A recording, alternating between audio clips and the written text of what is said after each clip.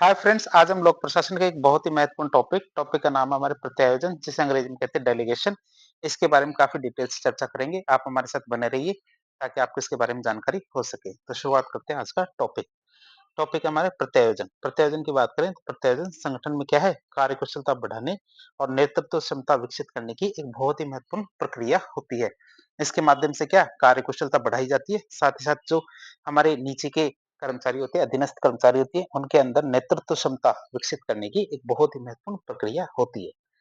यदि आपसे इसकी प्रॉपर परिभाषा पूछी जाए तो आपको क्या बतानी है, उसकी बात करें तो प्रत्यायोजन क्या होता है। प्रत्यायोजन वह प्रक्रिया होती है जिसमें हमारे उच्च अधिकारी के द्वारा अधीनस्थ को, ध्यान रखना उच्च अधिकारी देता है किसको, अधीनस्थ को, एक निश्चित सीमा में, जो भी एक निश्चित सीमा के अंदर कार्य करने के लिए अधिकारों का हस्तांतरण, ये ध्यान रखना, किया क्या जाता है। प्रत्यायोजन कार्य करने के लिए अधिकारों का हस्तांतरण किया जाता है।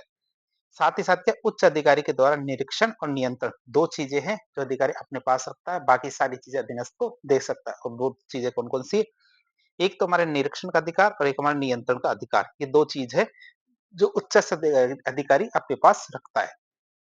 तो ये दो चीजें अपने पास रखा जाता है। तो दो चीजें अपने पास रखेगा, बाकी सारे अधिकार क्या है, उच्च अधिकारी अधीनस्थ को दे सकता है। इसका अर्थ यह है कि उच्च अधिकारी अपना कुछ कार्यभार और संबंधित जो निर्णय लेने की शक्ति होती है अपने अधीनस्थों को सौंपता है, लेकिन अंतिम रूप से जवाबदेही किसके पास रहती है, उसके खुद के पास ही रहती है। उच्च अधिकारी का प्रत्यायोजन, उच्च अधिकारी प्रत्यायोजन अधीनस्थों से प्रबंधकीय और क्रियात्मक कौशल प्राप्त करने के लिए करता है। वह ऐसा उच्च अधिकारी करता ही क्यों है कि वह अधिकारों को अधीनस्थों को दे, तो वो ऐसा इसलिए करता है ताकि वो जानना चाहता है कि उसके जो अधीनस्थ है उनमें प्रबंधकीय और क्रियात्मक कौशल है या नहीं, नहीं है तो उसके अंदर उनके अंदर क्या विकसित करना चाहता है वो ऐसे गुण। अब हम बात करें प्रत्यायोजन के तत्व, मतलब प्रत्यायोजन किन किन चीजों का किया जा सकता है। तो प्रत्यायोजन में मुख्य रूप से तीन तत्व शामिल होते हैं जो क्या होते हैं, एक दूसरे से जुड़े होते हैं। जैसे एक हम क्या कर सकते हैं, कार्य का प्रत्यायोजन, एक अधिकार का और एक उत्तरदायित्व का, तीन चीजों का प्रत्यायोजन कर सकते हैं। जैसे कार्य की बात करें तो प्रत्यायोजन में अधिकारी अधीनस्थों को कुछ कार्य सौंपता है। अधिकारी क्या करता है, अधीनस्थों को कुछ कार्य सौंपता है जिससे उसका अपना कार्यबल हल्का होता है। और ये कार्य क्या है, संगठन के लक्ष्य की प्राप्ति के लिए बहुत ज्यादा जरूरी है। ये कार्य क्या है, संगठन के जो लक्ष्य है इनकी प्राप्ति के लिए बहुत ज्यादा जरूरी है। फिर आता अधिकार, जिसे अथॉरिटी कहते हैं। तो उच्च अधिकारी के द्वारा कार्य करवाने के लिए क्या, उच्च अधिकारी के द्वारा कार्य करवाने के लिए कुछ अधिकार क्या अधीनस्थों को प्रदान कर दी जाती है ताकि अधीनस्थ उन कार्यों को करे। ये अधिकार क्या है, कार्य को प्रभावी ढंग से निष्पादित करने के लिए आवश्यक निर्णय लेने की शक्ति देते हैं। जो हमारे अधीनस्थ है उनको कार्य दिया है, अब कार्य को तब कर सकता है जब उसके लिए उसके अनुसार अधिकार हो उसके पास। तो ये अधिकार क्यों दिए जाते हैं, ताकि कार्य को प्रभावी ढंग से निष्पादित करने के लिए जो आवश्यक निर्णय शक्ति है वो उस अधीनस्थ को मिल सके। फिर बात करें उत्तरदायित्व की, तो जिस व्यक्ति को कार्य सौंपा जाता है उसका उस कार्य को पूरा करने का उत्तरदायित्व निश्चित कर दिया जाता है। जब कार्य दिया जाता है तो उसको पूरा करने का उत्तरदायित्व भी उसको सौंप दिया जाता है। हालांकि देखें कि जैसा कि पहले चर्चा की गई थी, अंतिम उत्तरदायित्व उच्च अधिकारी के पास ही रहता है। या अंतिम उत्तरदायित्व किसके पास रहता है, उच्च अधिकारी के पास ही रहता है। अब हम देखेंगे प्रत्यायोजन की विशेषताओं के बारे में। विशेषताओं में पहली विशेषता आती है अधिकारों की सीमितता, मतलब प्रत्यायोजन में अधिकार को, प्रत्यायोजन में क्या अधिकार नहीं, अधीनस्थ को, प्रत्यायोजन में अधीनस्थ को एक सीमा तक के अधिकार प्रदान किए जाते हैं, न कि पूरे के पूरे अधिकार। पूरे के पूरे अधिकार कभी नहीं दिए जाते। दो चीजें तो उच्च अधिकारी अपने पास रखता है, नियंत्रण और जो निरीक्षण, ये दो अधिकार होते हैं वो अपने पास रखता है, बाकी सब दे सकता है। तो दोहरे स्वरूप की बात करें तो प्रत्यायोजन का दोहरा स्वरूप होता है, क्यों, क्योंकि इसमें कुछ अधिकार प्रत्यायोजन मतलब उच्च अधिकारी अपने पास रखता है, कुछ क्या है अधीनस्थ को दे देता है। फिर संशोधनीयता की बात करें कि प्रत्यायोजन में समय समय पर संशोधन किया जा सकता है। प्रत्यायोजन में क्या होता है, समय समय पर संशोधन किया जा सकता है, अर्थात सौंपे गए कार्य और अधिकार वापस भी लिए जा सकते हैं या फिर बदले भी जा सकते हैं। जो अधिकार आपको दिए गए हैं उनको वापस भी लिया जा सकता है, साथ ही साथ बदला भी जा सकता है। फिर सत्ता का अपूर्ण हस्तांतरण की बात करें तो प्रत्यायोजन में क्या सत्ता का पूर्ण हस्तांतरण नहीं होता है। क्या, प्रत्यायोजन में सत्ता का पूर्ण हस्तांतरण नहीं होता है। उच्च अधिकारी क्या अंतिम नियंत्रण और जवाबदेही क्या है अपने पास ही रखता है। उच्च अधिकारी क्या करता है, अंतिम नियंत्रण और जवाबदेही क्या करता है अपने पास ही रखता है। तो ये हमारी जो प्रत्यायोजन है इसकी विशेषताएं। अब हम देखेंगे प्रत्यायोजन का महत्व, प्रत्यायोजन क्यों जरूरी है इसकी बात करें तो प्रत्यायोजन क्या संगठन और उसके कर्मचारी दोनों के लिए बहुत ही महत्वपूर्ण होता है। संगठन के लिए भी, साथ ही साथ कर्मचारी के लिए बहुत ज्यादा महत्वपूर्ण है। बात करें इसके महत्व की, तो इससे क्या है कार्यभार में कमी आती है। मतलब प्रत्यायोजन के द्वारा उच्च अधिकारी का कार्यभार कम होता है, जिससे वे क्या है संगठन के अन्य महत्वपूर्ण और जो रणनीतिक कार्य है, उनमें अपना ध्यान लगा सकते हैं। यदि कार्यभार कम होगा, तो वो क्या है अन्य महत्वपूर्ण और जो रणनीतिक कार्य है, उनमें अपना ध्यान लगा पाएँगे। फिर नेतृत्व क्षमता का विकास की बात करें, तो प्रत्यायोजन से अधीनस्थों को निर्णय लेने और कार्यों को प्रबंधित करने का अवसर मिलता है। क्या है? प्रत्यायोजन से क्या होता है? अधीनस्थों को कार्य की निर्णय लेने और कार्यों को प्रबंधित करने का अवसर मिलता है, जिससे क्या उनमें नेतृत्व क्षमता, आत्मविश्वास और कौशल का विकास होता है। इससे क्या होगा उनमें नेतृत्व क्षमता मतलब लीडरशिप, आत्मविश्वास और कौशल का विकास होगा। फिर लचीलेपन में वृद्धि की बात करें, तो ये संगठन में लचीलेपन में वृद्धि करता है। क्यों? क्योंकि निचले स्तर पर तेजी से निर्णय लिए जा सकते हैं। क्यों? क्योंकि संख्या भी ज़्यादा होती है, इसलिए क्या निचले स्तर पर तेजी से निर्णय लिया जा सकता है। समय और धन की बचत की बात करें, तो निर्णय लेने की प्रक्रिया तेज होने से क्या होगा? कार्य को और अधिक कुशलता से वितरित करने में समय और धन की बचत होगी। क्या होगा इससे? इससे हमारे समय और धन की बचत होगी। क्यों? क्योंकि कार्यों को और भी अधिक कुशलता से किया जा रहा है। फिर विशेषज्ञ आवश्यकताओं की पूर्ति, तो यह क्या तकनीक की जटिलता की स्थिति में विशेषज्ञ आवश्यकताओं की पूर्ति करता है। क्यों? क्योंकि कोई भी अधिकारी सभी चीजों के अंदर विशेषज्ञ नहीं हो सकता। वो हो सकता है कुछ चीजों के अंदर विशेषज्ञ हो, लेकिन सभी चीजों के अंदर नहीं होगा। तो वह क्या अपने कार्य को किसी विशेषज्ञ को प्रत्यायोजित कर सकता है, जिससे क्या है कार्य तेजी से संपन्न होंगे। क्यों? क्योंकि विशिष्ट कार्यों को संबंधित विशेषज्ञों को सौंपा जा सकता है। क्यों? क्योंकि वह उससे बेहतर कार्य कर सकता है। अब हम देखेंगे प्रत्यायोजन के प्रकार। प्रत्यायोजन कितने तरह का होता है? प्रत्यायोजन को विभिन्न आधारों पर बांटा जा सकता है। जैसे एक होता है हमारा स्थायी और अस्थायी प्रत्यायोजन।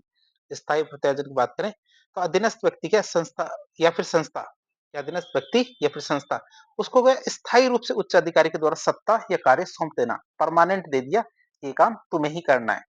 दूसरा अस्थायी, इसमें क्या होता है कुछ समय के लिए या फिर किसी विशिष्ट परियोजना के लिए, या तो कुछ समय के लिए या फिर किसी विशिष्ट परियोजना के लिए किया जाने वाला प्रत्यायोजन क्या कहलाता है? अस्थायी प्रत्यायोजन कहलाता है। फिर बात करें प्रत्यक्ष और अप्रत्यक्ष प्रत्यायोजन की। प्रत्यक्ष प्रत्यायोजन किसे कहते हैं?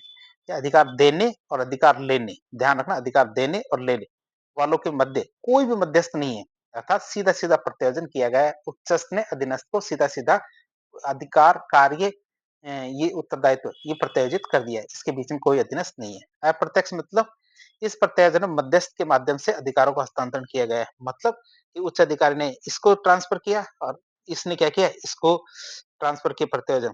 जबकि सीधा ये इधर भी आ सकता था। इधर आएगा तो सीधा इस प्रत्यक्ष होगा और इस तरह मध्यस्थ के माध्यम से आएगा तो अप्रत्यक्ष होगा प्रत्यायोजन। फिर तीसरा प्रकार देखिए सामान्य और विशिष्ट प्रत्यायोजन की बात करें। सामान्य प्रत्यायोजन किसे कहते हैं? तो एक कार्य में संबंधित सभी क्रियाएं सामान्य प्रत्यायोजन कहलाता है। मतलब एक कार्य से संबंधित सारी की सारी क्रियाएं सौंपना क्या कहलाता है? सामान्य प्रत्यायोजन कहलाता है। जहां पे क्या अधीनस्थ को उस कार्य से सभी कार्य के सभी पहलुओं की जिम्मेदारी दे दी जाती है कि ये भी आपको देखना और वह भी आपको देखना। मतलब जितने भी कार्य होंगे उससे संबंधित वो सारे के सारे कार्यों की जिम्मेदारी एक ही व्यक्ति को दे दी जाती है। इसे सामान्य प्रत्यायोजन कहते हैं। विशिष्ट की बात करें, जिसमें किसी भी कार्य का पूरा कार्य न सौंप कर केवल कुछ कार्य या फिर किसी कार्य कुछ विशिष्ट गतिविधियां ही सौंपी जाती है। ये क्या कहलाती है? हमारा विशिष्ट प्रत्यायोजन कहलाता है। विशिष्ट प्रत्यायोजन में तो क्या होता है पूरा का पूरा कार्य न सौंप के कि ये कार्य का कुछ हिस्सा या फिर कोई विशिष्ट गतिविधियां सौंप दी जाती है। और सामान्य कार्य प्रत्यायोजन के अंदर पूरा का पूरा कार्य ही सौंप दिया जाता है। तो पूर्ण और आंशिक प्रत्यायोजन की बात करें, तो पूर्ण प्रत्यायोजन किसे कहते हैं? तो इस प्रत्यायोजन में क्या होता है किसी भी प्रकार की कोई शर्त नहीं होती। पूर्ण प्रत्यायोजन में किसी प्रकार की कोई शर्त नहीं होती है तथा अधीनस्थ को कुछ मामलों में निर्णय लेने की पूरी पूरी स्वतंत्रता होती है कि इन मामलों में तो वह खुद ही निर्णय लेगा अधीनस्थ। जैसे हमारे राजदूत होते हैं, एम्बेसडर होते हैं, दूसरे देशों के अंदर जाते हैं, तो इनको क्या अपने देश का प्रतिनिधित्व करने में व्यापक स्वतंत्रता होती है। बहुत सारी चीजों में वह भारत सरकार से पूछने की आवश्यकता नहीं है, वह कुछ निर्णय खुद भी ले सकते हैं। वो निर्णय की शक्ति कहाँ दी जाती है? उनको एम्बेसडर्स को या फिर राजदूतों को दी जाती है। फिर आंशिक प्रत्यायोजन की बात करें, तो इस प्रत्यायोजन में प्रत्यायोजन करते समय कुछ शर्तें जोड़ दी जाती है और क्या अधीनस्थों को निर्णय लेने में पूर्ण स्वतंत्रता नहीं दी जाती है। उन्हें कुछ सीमाओं के भीतर रह के ही कार्य करना पड़ता है। ये होता है हमारा आंशिक प्रत्यायोजन। एक होता है हमारा औपचारिक या फिर हमारे अनौपचारिक प्रत्यायोजन की बात करें। औपचारिक प्रत्यायोजन मतलब लिखित, अनौपचारिक प्रत्यायोजन मतलब मौखिक रूप से दिया गया। औपचारिक प्रत्यायोजन की बात करें, तो लिखित नियमों आदेश और प्रक्रिया के आधार पे, क्या लिखित नियम, आदेश और प्रक्रिया के आधार पे किया जाने वाला प्रत्यायोजन हमारा औपचारिक या फिर लिखित प्रत्यायोजन कहलाता है। यह हमारी स्पष्टता और जवाबदेही सुनिश्चित करता है। ये क्या करता है? स्पष्टता और जवाबदेही सुनिश्चित करता है। अनौपचारिक प्रत्यायोजन की बात करें तो विभिन्न परंपराओं, आपसी सद्भाव, विश्वास और व्यक्तिनिष्ठ संबंधों के आधार पर क्या विभिन्न परंपराओं, आपसी सद्भाव, विश्वास और व्यक्तिनिष्ठ व्यक्तिगत जो संबंध है उनके आधार पर किया जाने वाला प्रत्यायोजन क्या अनौपचारिक प्रत्यायोजन कहलाता है। और ये हमारे लिखित नियमों से बंधा नहीं होता है। जो हमारा अनौपचारिक प्रत्यायोजन है ये लिखित नियमों से बंधा हुआ नहीं होता है। अब हम बात करेंगे जब उच्चस्थ अधिकारी अधीनस्थ को प्रत्यायोजन करते हैं कोई भी कार्य, अधिकार या उत्तरदायित्व, तो उस समय कौन-कौन सी बातों को ध्यान में रखा जाना चाहिए। तो प्रभावी प्रत्यायोजन के लिए बहुत सारे सिद्धांतों का पालन करना बहुत ज्यादा जरूरी है। जैसे पहली बात आती है कि प्रत्यायोजन की जाने वाली विषय वस्तु, कार्य या फिर गतिविधि, इनके समन्वय में स्पष्टता होनी चाहिए कि जिसको कार्य बताया जा रहा है, अधिकार दिया जा रहा है, उसको साफ-साफ बताया जाना चाहिए कि उसे क्या कार्य करना है या फिर उसे कौन-सा अधिकार मिला है और उस अधिकार का उपयोग वो कैसे कर सकता है।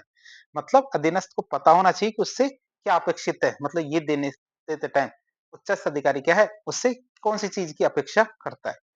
दूसरी बात देखें तो जिस व्यक्ति को प्रत्यायोजन किया जा रहा है, मतलब जिसको दिया जा रहा है, उससे स्थिति का पूरा ज्ञान और आवश्यक जानकारी होनी चाहिए उससे संबंधित।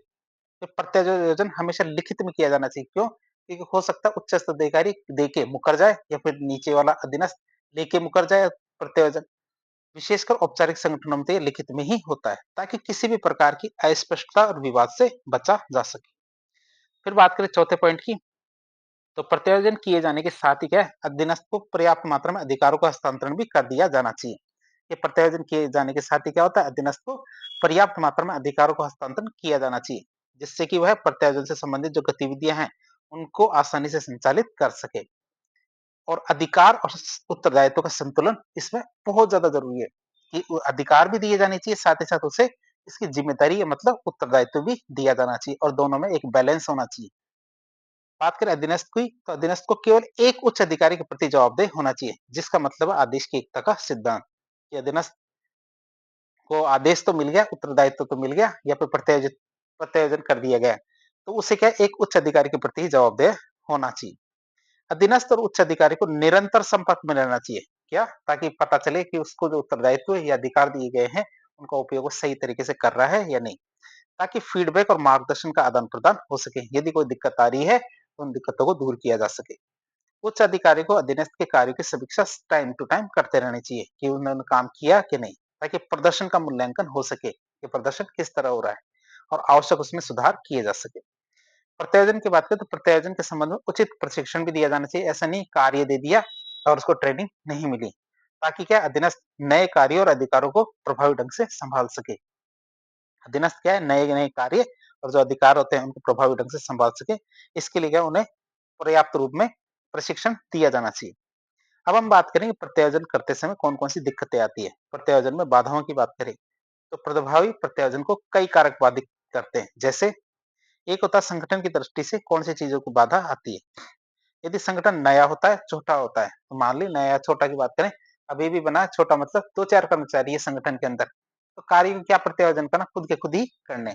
तो छोटे या फिर नए संगठनों में उच्च अधिकारी अक्सर सभी नियंत्रण अपने पास ही रखना चाहते हैं, वो कार्य को देते नहीं है। इस संगठन में समन्वय प्रणाली का अभाव, तो खराब समन्वय प्रणाली क्या करती है, प्रत्यायोजन को बहुत ज्यादा कठिन बना देती है कि ऊपर वाला कार्य तो दे देता है लेकिन उसका ध्यान नहीं रखता, प्रशिक्षण नहीं देता, बातचीत नहीं करता और सीधा उत्तरदायित्व दे देता है काम करना है। इस संगठन का भौगोलिक दृष्टि से अधिक फैलाव होना, उसकी बात करें तो दूर दराज के स्थानों पे जो बिखरे हुए संगठन होते हैं, जैसे मुख्यालय तो जयपुर में है, असंग क्षेत्रीय कार्यालय हमारे जैसे बीकानेर में है, श्रीगंगानगर में है, जैसलमेर में है, डूंगरपुर में है, तो इतनी दूर दूर बिखरे हुए संगठन के जो क्षेत्र होते हैं उन पे नियंत्रण और निरीक्षण करना बहुत ज्यादा कठिन कार्य होता है कि वहां ठीक तरह से कार्य हो रहा है या नहीं हो रहा, इसको करना बहुत ज्यादा कठिन कार्य होता है। ये तो हमने संगठन की दृष्टि से देखा कि प्रत्यायोजन में कौन कौन सी दिक्कतें आती है। अब कर्मचारी की दृष्टि से देखें, जिसमें सबसे पहले आता है उच्च अधिकारी की दृष्टि से कौन कौन सी बाधाएं आती है। पहली बाधा आती है उच्च अधिकारी यदि घमंडी है। उच्च अधिकारी यदि घमंडी है तो अधिकारी क्या है, अपनी शक्ति को छोड़ने के लिए तैयार नहीं होगा, वो देगा नहीं। दूसरा, भावनात्मक रूप से परिपक्व नहीं होना, तो असुरक्षा और नियंत्रण खोने का डर रहता है। यदि ये जो उच्च अधिकारी है तो भावनात्मक रूप से परिपक्व नहीं है, तो उसे लगता है कि यदि उसे अधीनस्थों को अधिकार या फिर कार्य देगा, तो उस पे कंट्रोल नहीं रहेगा, आप वो अधीनस्थ को कंट्रोल नहीं कर पाएगा, इस चीज़ का डर रहता है। तो अधीनस्थों में अविश्वास, उच्च अधिकार को हमेशा लगता रहता है कि अधीनस्थ कार्य को ठीक तरह से नहीं कर पाते। फिर आत्मविश्वास की कमी, मतलब अपनी ही कमी की बात कर रहे हैं। उच्च अधिकार को हमेशा लगता है कि अगर वह काम सौंप देगा, तो उसकी अपनी प्रासंगिकता कम हो जाएगी, कि वह सारे काम अधीनस्थ को दे देगा, तो सब सोचेंगे कि ये खुद क्या काम करता है। नियंत्रण खोने का भय, उच्च अधिकार को अधिकारी ये सोचता है कि प्रत्यायोजन से क्या होता है, नियंत्रण हो जाएगा। आलोचना का भय, यदि अधीनस्थ गलती करते हैं, तो उच्च अधिकार को आलोचना का डर रहता है कि भैया अधीनस्थ ने गलती कर दी, तो डांट तो फिर भी मुझे ही मिलेगी, इसलिए उसकी बजाय मैं खुद ही कर लेता हूँ ये काम। फिर अधीनस्थों की दृष्टि से कौन-कौन सी बाधाएँ आती हैं? पहली बात तो पहलपन की भावना ना होना, अधीनस्थ खुद ही नहीं चाहते कि उनको कोई कार्य या फिर ज़िम्मेदारी या फिर उत्तरदायित्व दिया जाए। अधीनस्थ नया काम या ज़िम्मेदारी लेने से हिचकते हैं। फिर आत्मविश्वास की कमी, उन्हें हमेशा लगता है कि वे कार्य को ठीक तरह से नहीं कर पाएँगे, इसलिए वो लेते ही नहीं हैं, मना कर देते हैं। अतिरिक्त कार्यभार का भय, उन्हें लगता है कि प्रत्यायोजन से क्या उनका काम बढ़ जाएगा, प्रत्यायोजन से क्या होगा, उनका कार्यभार बढ़ जाएगा। फिर गलती करने का डर, अधीनस्थ क्या गलती करने और उन्हें दंडित करने के लिए होने से डरते हैं कि भैया हमें कोई काम ले लिया, अधीनस्थ ने सोचा कि यदि मुझे कोई काम मिल गया और वो गलत हो गया मुझसे, तो मुझे दंड मिलेगा, तो हो सकता है मैं काम लूँ ही नहीं, बिना काम के रह लूँ। फिर आवश्यक जानकारी का अभाव, तो उन्हें लगता है कि उनके पास कार्य करने के लिए जो आवश्यक जानकारी या संसाधन है, ये हमारे पास नहीं है, इसलिए मैं शायद ये कार्य को नहीं कर पाऊँगा। तो ये अधीनस्थों का जो प्रत्यायोजन करते समय बाधाएँ हैं। तो इस तरह आज एक लेक्चर के ज़रिए हमने प्रत्यायोजन की सभी बातों को देखा, सभी पहलुओं को जानने की कोशिश की। तो इस प्रकार के इन्फॉर्मेटिव वीडियो देखने के लिए हमारे चैनल से जुड़े। वीडियो यदि पसंद आता है तो वीडियो को लाइक करें, चैनल को सब्सक्राइब करें, अपने दोस्तों के साथ शेयर करें। धन्यवाद।